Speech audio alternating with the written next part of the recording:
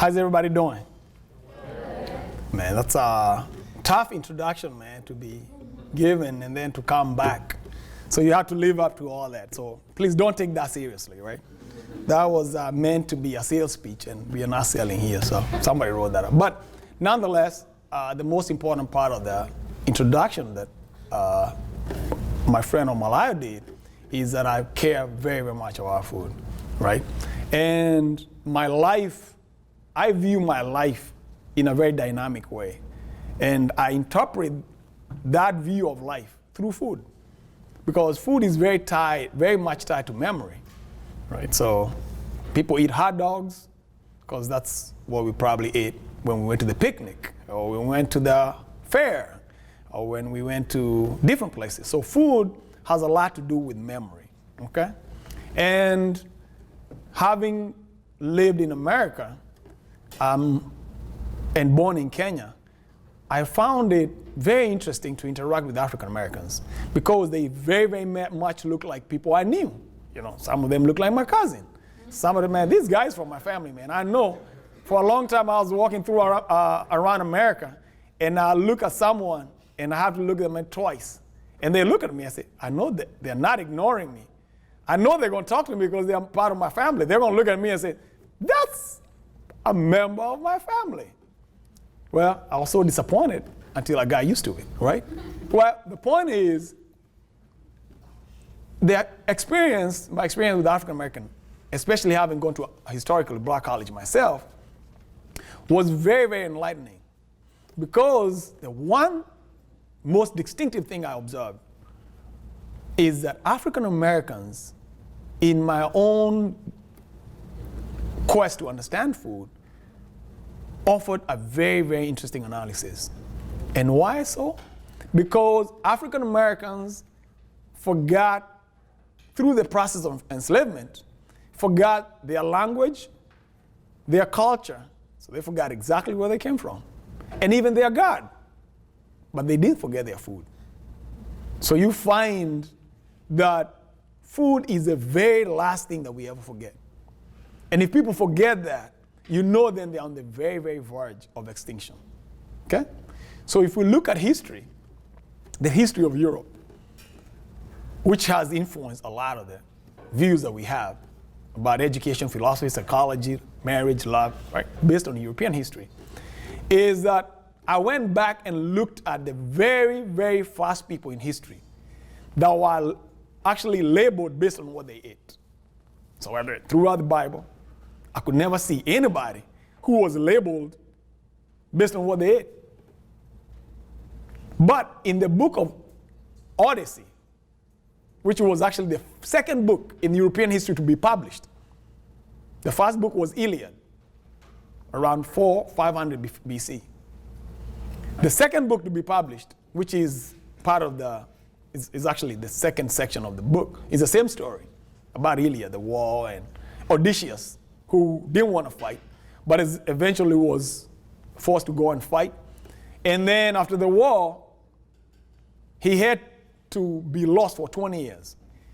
And in his quest to go back home, kept finding himself out of food and having to go out to the people along the way to find food.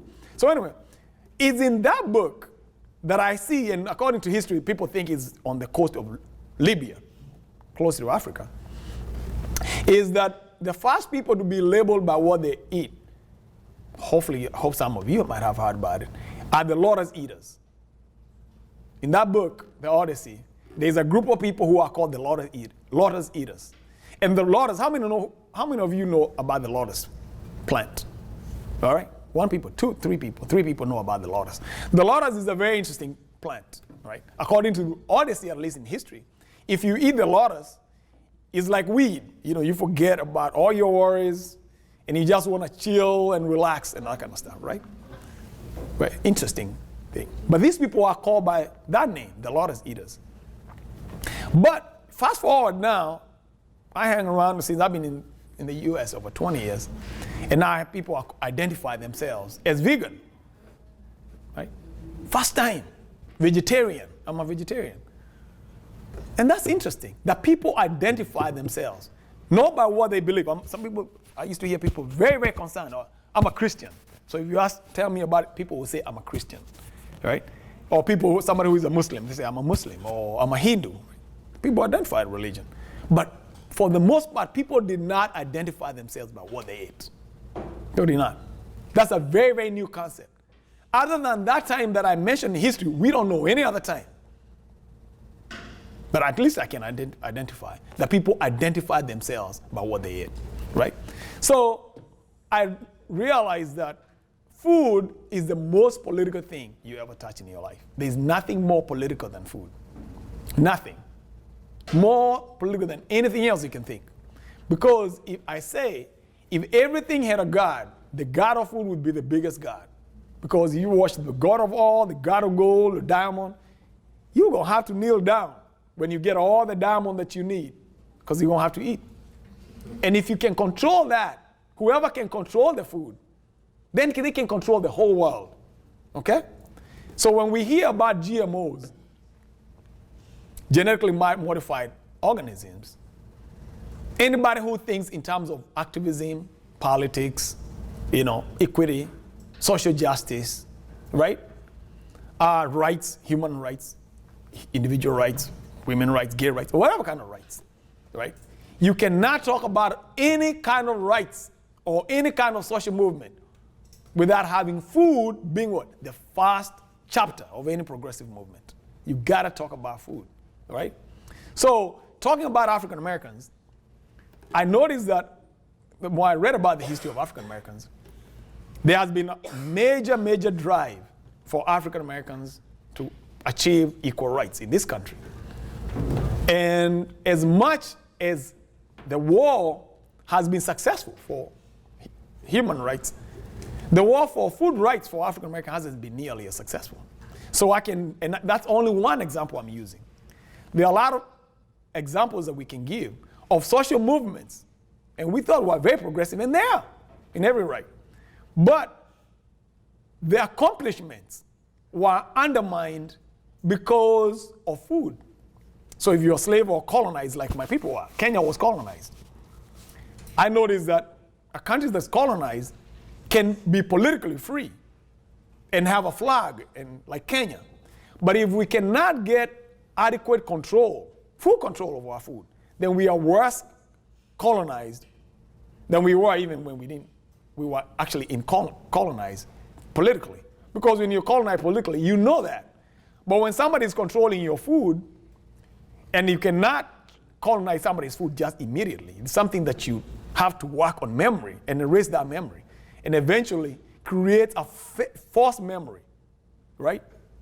That people can identify themselves with, which is not progressive or does not serve the interests of those people.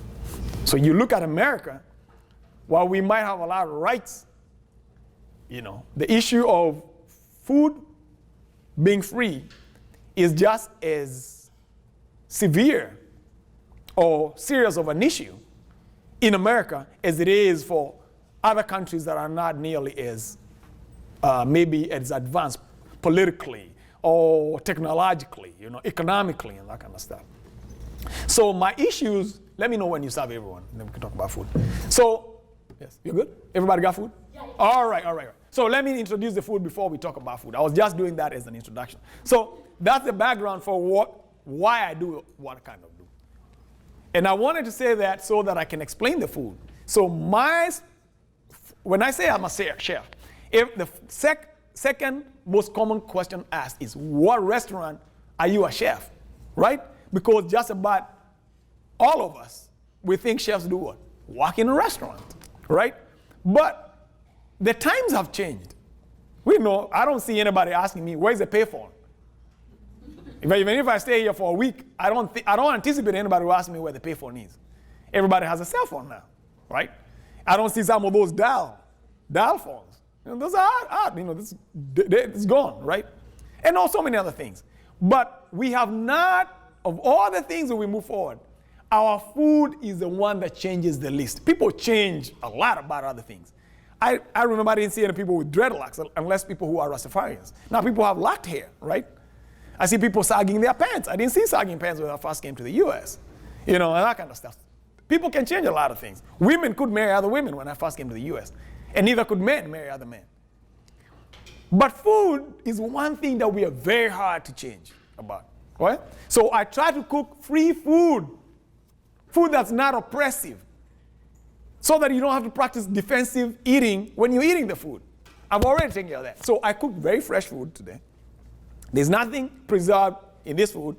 And you have millet. So I cooked the oldest domesticated grain. That's the starch. And we boiled the millet and then made a sauce with jicama, which is a Latin American vegetable. Okay? And so I'm mixing the global culture now. So you have African grain, which is the millet, jicama, mushrooms, which is mostly European, right? And then some tomatoes, the thing with the most complex flavors. Then we have a chicken drumstick, which is cooked in fresh herbs and spices. You have rosemary, you have cilantro, you have cumin, and turmeric, which are the main. We have celery, we have a few tomatoes, and that's what you have for the vegetables. For the chicken. For the vegetables, you have a mixed sauteed vegetables of eggplant, green cabbage, red cabbage, celery, some mushrooms, and some fresh herbs and spices, okay?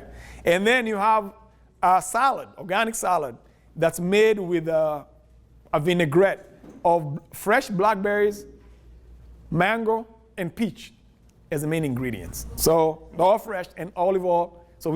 And then garnish with apple, okay? For your drink, we have what I call the elixir of the phoenix. All right? All right? Okay. Everybody knows the phoenix, right? Everybody didn't laugh about anything except the phoenix. So we have golden beet, what gives the color. We have fresh squeezed lemon juice, fresh squeezed pineapple juice, and fresh squeezed ginger, okay? And we put some sugar in this, okay? All right? So enjoy the dish, and let me know what you think, okay? So now, back to my talk. I was saying that of all the things that we change, we don't change food. So back to the point, enjoy the food, man, bon appetit, right? So how does that affect us, our educational system, our politics, if we do not take the most basic thing that all of us have to do if we intend to live? The only people who don't eat are three people. People who are not alive, people who are just about to die, and then people who are crazy. That's the only people who don't eat. But everybody else eats, okay? How come, and what kind of society do we think we are going to be preparing for our children when we don't really take too much thought about something that is so basic to our existence? Not yet one person has been able to live without it. So that's a question I want you all to think about. Because this is what? The institution of higher learning. If we don't learn about food here, where else are we going to learn about it? If we don't learn about food when we are young, where else are we going to learn about it? Thank you, man. I talk to people, get invitations to talk to people in churches. And I say, think about it. I say, for me to talk to people in church about food is really, really uncomfortable. Because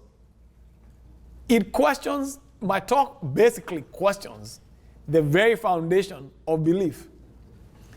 Because if you're in the Bible Belt, a lot of our ideas are fed by the Bible. The Bible is very important. I don't care what we say. The Bible is very, very important in the Americas. Catholicism in South America is king, right? Every country you go is mainly a Catholic country. And I find it interesting because the very first story I heard about the Bible was actually about marriage. And it was about a guy who was called Jacob, who worked for 7 years in order to get his bride, to pay for his bride. And then after 7 years, we all know the story. He got gypped by a guy called Laban. He got the wrong bride. And Laban told him, in our culture, you cannot marry the younger daughter before the older daughter get married. So you have to work for another 7 years. So you have to go through a fake wedding, marry the old daughter so that at least that's taken care of. Then leave her, work another 7 years, right? And then get the woman that you want. And that's exactly how I view our approach to food. Except that we gyp ourselves. We work for 7 years and choose the wrong bride. Right? So we work for 7 years knowingly, and we say, you know, we don't want to choose our love. We want to choose the woman we don't want to marry. And then we want to force ourselves to go and work another 7 years so that we can get the woman that we really like. Why would anybody eat bad food and then go on a diet? Why would you eat bad food and then go on a diet? Why would you gain weight and then start losing weight? Yes? Because you've been enlightened. Why didn't you learn? Because you were brought up in a system where you didn't, like, if you don't know about something, yes, like, there's no way for you to, like, act upon, like, something that you don't know until you, like, figure out what you don't know, then you can act upon it. Thank you very much. Thank you. Thank you. So that's why I want us to question the society in which we live that does not teach. Who has ever driven on the left side of the street here? You know, we drive. We here? Did you get in trouble? Where? Zimbabwe. That's it. That's where we drive, right? But when you come to the U.S., everybody knows what side of the street to drive in. Except him. Everybody else driving on the right side of the street. So what is more important? Driving on the side of the street you drive on, or what do you eat?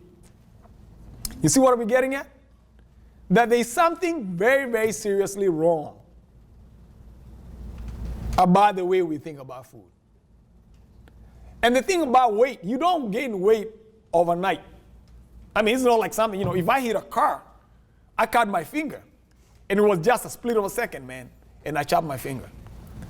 But if you assume that I cut my finger in a slow motion, and you slow it to the 1,000th degree, man, I'm going, and I can see my finger. Are you with me? And I'm going, man. I'm holding my finger right. And I'm going slowly, slowly, slowly. Okay. I'm even going fast.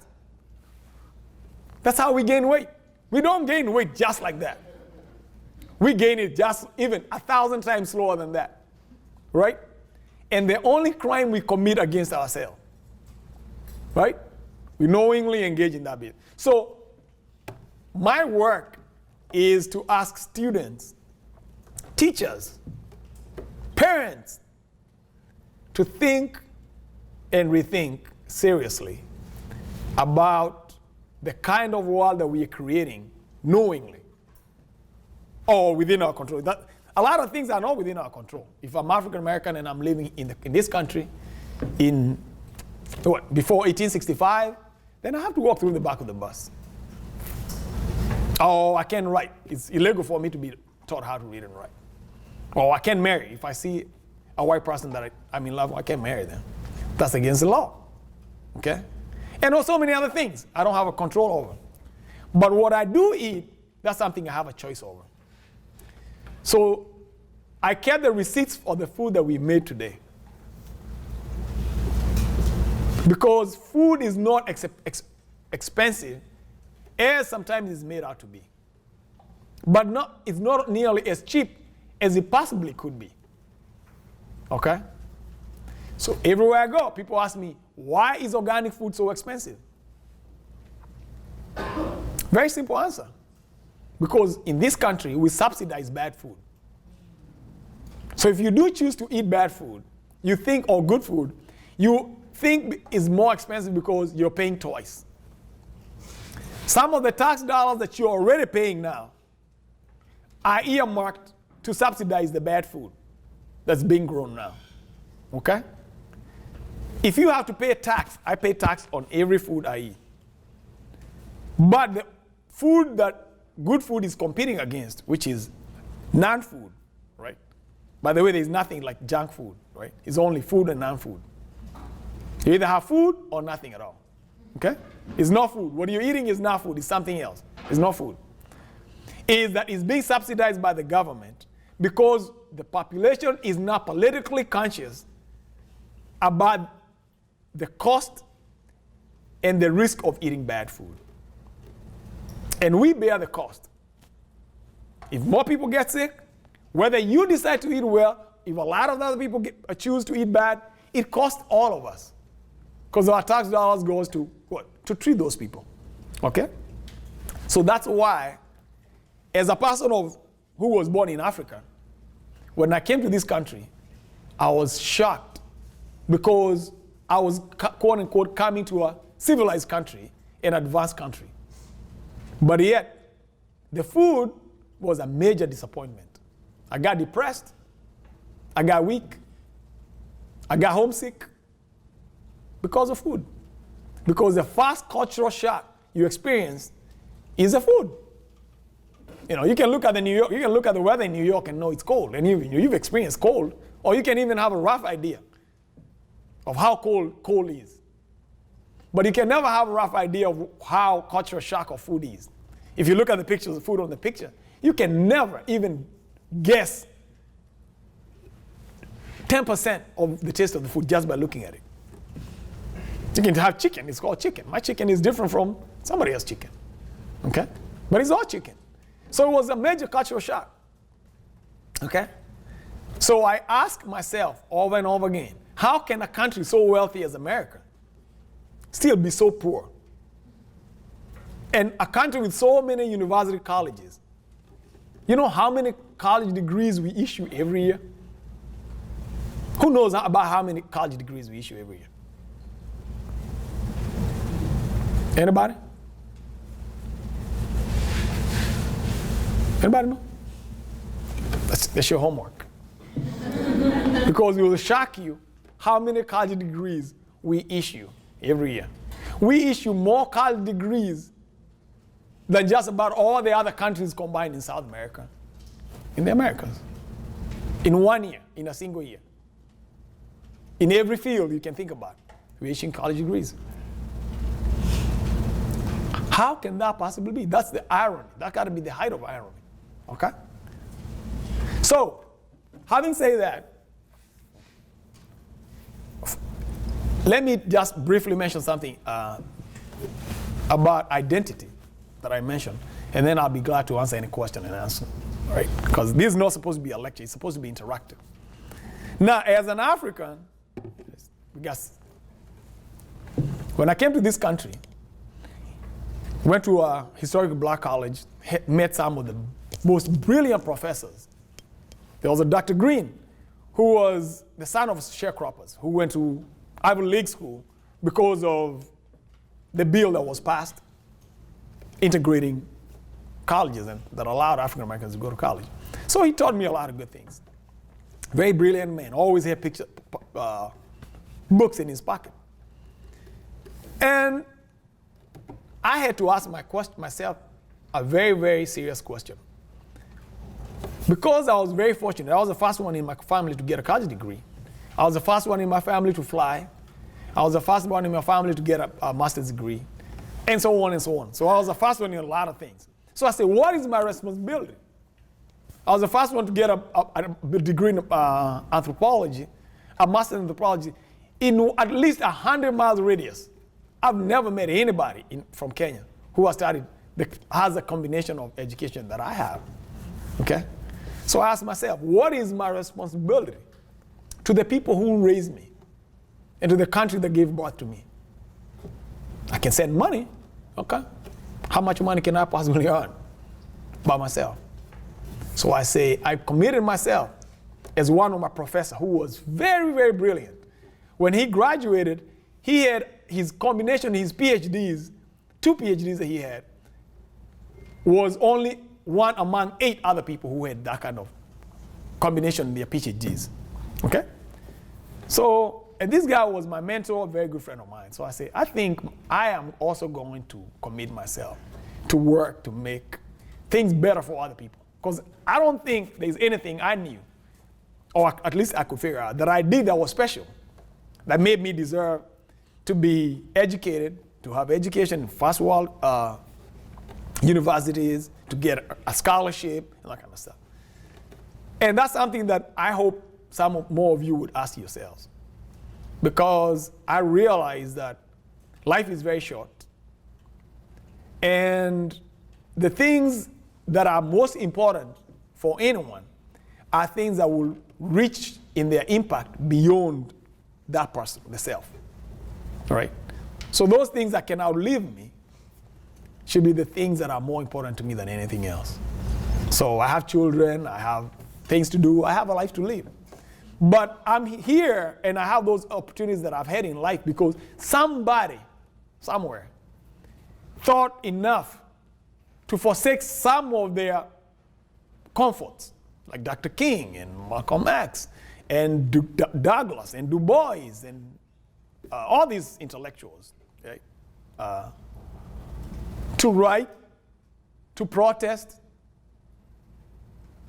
sittings right here in North Carolina, which is something also worth mentioning.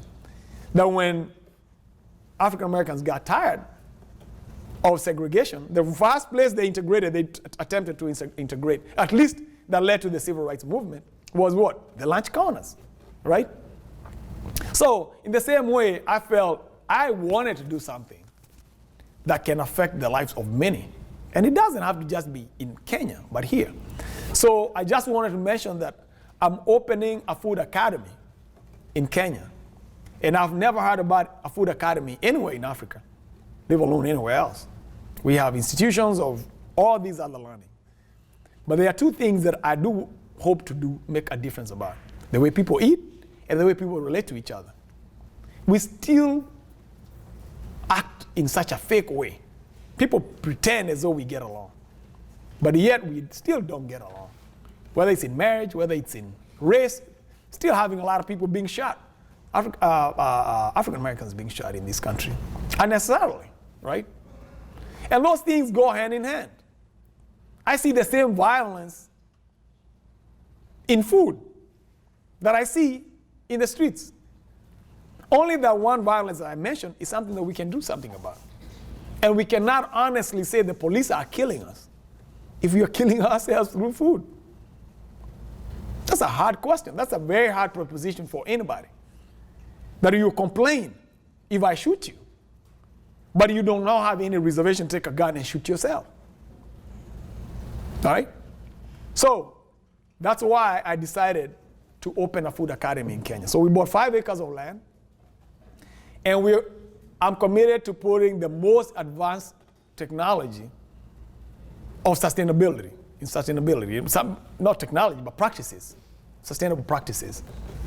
So we're going to use composting. We're going to use methane gas we're going to keep cows, sheep, goats, rabbits, guinea fowls, and chicken, all right, on there.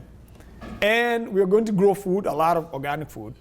We're going to have a facility that will have a kitchen and living quarters so that we can have interns coming from anywhere, people who would like to care, and come there and stay there. So if somebody want to write, somebody want to give a workshop, but we can have somewhere we can have events, we can have workshop, we can have a seed bank on that space. Because the way the economy is happening in Africa is that food is not a major part of the economy. Or at least we are not advancing it. It's a major part of the life. But I don't think we are doing enough research and dedicating enough money, intelligence, manpower to create more sustainable practices to meet the needs of the day, all right?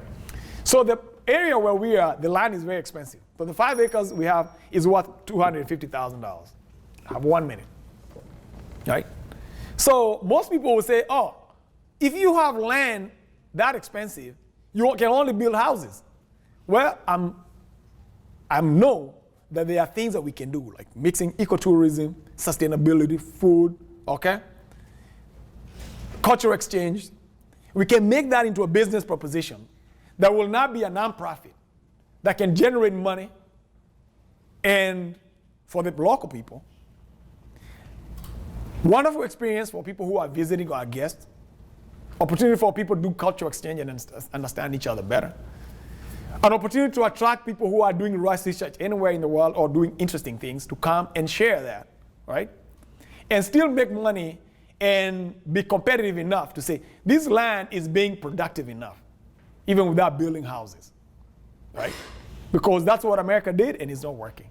Now that's what Africa is doing in my country, okay? So I go around speaking, I go around preparing food, I go around teaching people how to cook better or eat better, make better choices and that kind of stuff. And in turn, I raise money for the project in Kenya, okay? So if you ever think about studying abroad, right, that's something we can talk about. We'd love to have people from Elon stop by, go for a summer, hang out with us, learn how to cook while you're there, right, and that kind of stuff. So, and that's finally, to conclude, that's also was a challenge for me, in that I decided I was not very interested in seeking employment. Okay? There's nothing wrong with employment. But we need more people thinking outside of employment. Because my thinking was that I can create employment. So right now we already have 4 people who are dependent on the check that I'll get today. All right? For them to live. And hopefully I keep building that number up. Okay? So I'm doing 3 things at the same time. Creating employment for myself, creating employment for others, creating an example. That if whatever idea you can have, you can take your idea, keep working on it, and it takes time. It doesn't happen just overnight. It's easy for me to go fill in an application for employment and get a job. But it takes a lot of time. As we all know about people who have started their own enterprises, whether it's Facebook or whether it's Twitter or anything on a bigger scale, but even on a small scale, people who are local business people, okay? Because that's not something that we learn readily. Because most of the institutions that you attend, they're what? Geared towards what? Getting you employed, okay? So if you don't want to get employed, or should you choose not to get employed, then you have to start very early. You have to get your ideas very clear, right? So the final thing I'll say, my work has given me the opportunity to meet a lot of big people. I've met Nobel laureates, MacArthur Genius laureates, or fellows, they call fellows, and a lot of other people, very wealthy people. Some people had somebody who flew me to Colorado, very wealthy. And the people they only invited 11 people. But yeah, those people are worth $10 billion in net worth combined. Never before had I done that. So they flew me there, I stayed there for they took me around. So I've met a lot of people, right? But yet, there's a big lesson to learn. Because those people think very, very differently. You might not tell it, but they think very differently. For you to be wealthy, wealth is not having money. Wealth and freedom is simply based on how you think. 2 things, what you're willing to take and what you're not willing to take. That's literally what freedom means. If you're African American, say, look, I'm tired of being second-class citizen. Okay. That's a change. You change just how you think. Slavery has existed those many years. Your grandfather, your great-grandfather, your great-great-grandfather. No problem. At least for the most part. Then people wake up and say, you know what? We're tired of being turned away to eat from there. We're going to eat. And guess what? You know a people's state of mind has changed, what? Based on only one thing and one thing only. Not belief. People believe they'll go somewhere when they die, or they can believe what people think are superior, other people can think they're inferior. You can think what you want to think. But you know people have changed how they think based on what they do. When Africans say we're not going to be colonized again, that's it. So freedom is more than 80% a state of mind. For me, I could get a job. I got a job when I first offered. But I chose to turn it down. And I said, I'm going to do what? And I had no money. I was broke. I was so broke I couldn't even pay attention.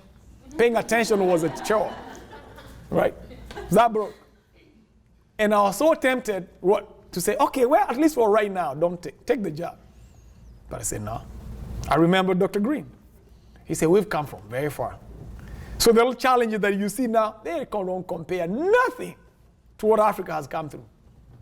So for me to say, oh man, I don't have $200, or man, what are you talking about? We've come from a time when we were not even considered human beings. Through the Bible, and there people use the Bible to justify that. Okay? So anyway, so I want to end there and hope that I have said something to you. Made your time worthwhile. It'll be a waste of my time. The money is not what matters. But if I can touch somebody here,